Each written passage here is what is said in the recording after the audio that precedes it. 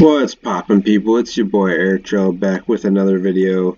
This time I'm gonna do a standard deck tech.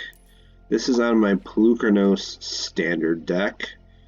It's actually I've changed it from my old version from just straight up black green to black green and white. We added a couple cards from Ikoria. So the notable additions are 4 Fiend Artisans, also Mythos of Nethroi and Nethroi, or Biolante Plant Beast Form. Oh, that's ridiculous. I kind of want the regular. I don't really like the style on this, but it's still sweet. Okay, so yeah, I'll just run through the actual deck. So the idea is to get a Polukranos on board and fill the graveyard and then mutate Nethroi onto Polukranos, which will allow it to fight anything and it will get all the counters from Polukranos onto it. You prevent all the damage. If damage will be dealt to Polukranos while it has a 1/1 counter on it, prevent that damage and remove that many 1/1 counters from it. So it'll be like a, at best like a 17/17, since it will have 12 counters plus you mutate onto it. Yeah, it's just insane. Also, yeah, so we fill the graveyard with Mire Triton, Gorging Vulture, and Relentless Pursuit a little bit. I used to have that, I think it's called the Hierophant or something. The Gorgon just does the same thing as Gorging Vulture basically, but it doesn't gain life. It mills 3 and it has Death Touch. Not a bad card, but it's a common, and it's just like, well, there's better stuff to be playing.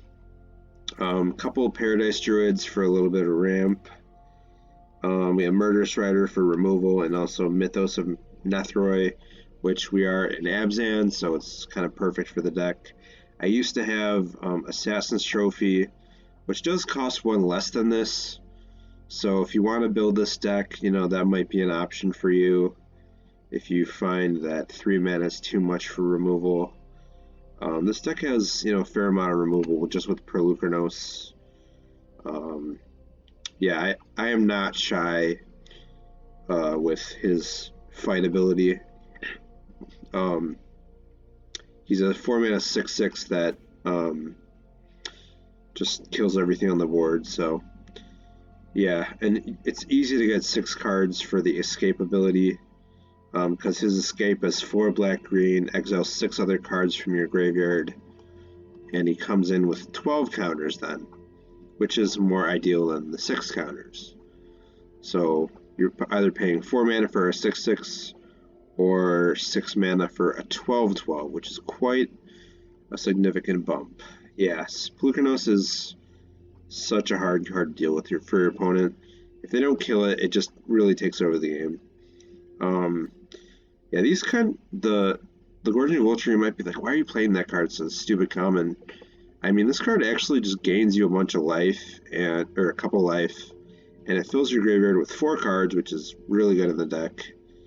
Fiend Artisan just gets enormous with all the creatures you dump into the yard, and you can search up any other card, like a Polukranos. If you pay 5 mana for its ability, you get Polukranos. So, I mean, that's crazy. You can also get Nethroi, which is nuts. Another payoff in the deck is Charnel Troll, which it eats up the cards in the graveyard. So, like, if you have a Fiend Artisan and this out, Charnel Troll gets bigger and Fiend Artisan gets smaller. But, I mean, that's fine, because Fiend Artisan's more of like a toolbox, like, search stuff out if you want. Relentless Pursuit is kind of probably the worst card of the deck. It's not a creature, but it does draw you like 2 cards usually, creature and a land, which is very helpful. Plus it puts the rest into your graveyard. And you can just choose to put everything in the graveyard if you want. Note if you use this and then you see a Polukranos and something else, just don't choose the Polukranos because you can have access to it later anyway, so you just get to draw a card for free. Another great card is Cavalier of Thorns. Great card. I consider going up to 4. It's just so good. Like, gets you a free land, and then when it dies, inevitably you get any card on top of your library. So that's just insane. And then Return of the Wild Speaker, just a 1-of. So if we do our plan of mutating this onto Polukranos, you draw 17 cards, which I guess that's good. And then we have Find Finality for, some recursion / a board wipe. Plus it puts 2 more counters on Polukranos, so which lets it fight more, which, that's good. And then -4/-4, which kills a lot of stuff in Standard. Kills Questing Beast, all the red stuff, so including Torbrand. Yeah, you have to be able to beat red. So that's, it costs 6. If you can stall enough and then play it, you pretty much win. As far as the mana base, I have 1 Plains, 3 Swamp, 3 Forest, 2 Castle Lochthwains for some card draw, or 4 Overgrown Tomb, 4 Temple Garden, and Datha Triome, 4 of those, and then 3 Fabled Passage. Could go up to 4, but it's just annoying to have them all have so many lands come in tapped. So I allowed myself 7. Then everything else comes in untapped besides maybe Castle Lochthwain. But Castle Lochthwain comes in untapped with Datha since it's a swamp. What else can I talk about? Yeah, it's just a really fun deck. Yeah, it's just a lot of fun to fill the graveyard and then get Polukranos back and then get a ton of stuff back with... I didn't even talk about its mutate ability, which is just insane. You get a free Polukranos because its power is 0, and you also get, Charnel Troll. Oh, and then I forgot. Lonely Shaman is in here to make sure you don't mill yourself, but, it doesn't usually come up, but it can. Anyway, so you get Gorging Vulture, you get any of these dorks. Feed Artisan counts for 1 power. Yeah, I don't know. You're so far ahead if you can mutate this. So this deck is kind of designed to go into the late game.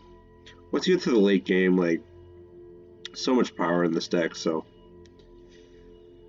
yeah, just give it a spin. It's a very fun deck. Just give it a shot. And then, yeah, I have the card style for this. I spent like 900 gems on it. Yeah. Okay, well, thanks for watching. Maybe I'll put some gameplay of this up. I just wanted to make a quick video of my deck tech. So, thanks a lot, guys. Take care.